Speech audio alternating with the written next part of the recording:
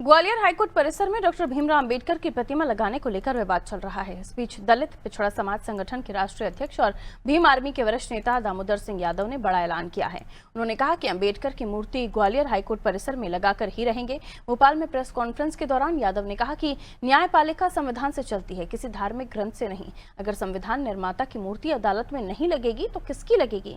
साथ ही उन्होंने chief justice of India से देश के सभी न्यायालय परिसरों में बाबा साहब की प्रतिमा लगाने की मांग की है।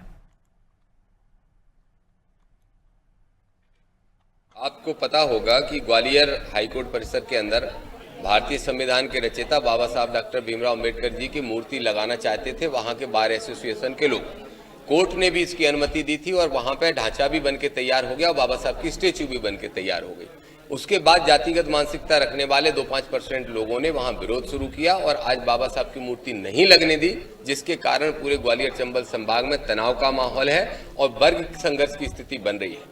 हमने आज पत्रकार वार्ता बुला के माननीय मुख्यमंत्री जी और महामहिम राज्यपाल साहब के संज्ञान में ये विषय लाना चाहते हैं कि तत्काल प्रभाव से वहां हस्तक्षेप करें और प्रशासन को निर्देशित करके बाबा साहब की स्टेच्यू लगवाएं, अन्यथा हम वहां पे बड़ा आंदोलन करने की तैयारी कर रहे हैं। ये हमारा मुद्दा है। दूसरा हमारा मुद्दा ये है कि चूंकि बाबा साहब के द्वारा लिखी उसी किताब से देश चलता है, कोर्ट चलता है, तो इसलिए पूरे देश के अंदर चीफ जस्टिस ऑफ इंडिया से हमने मांग की है, हमारे संगठनों ने मांग की है कि चीफ जस्टिस ऑफ इंडिया हस्तक्षेप करें और पूरे देश के अंदर बाबा साहब की मूर्ति लगे ताकि विवाद की स्थिति ही खत्म हो जाए।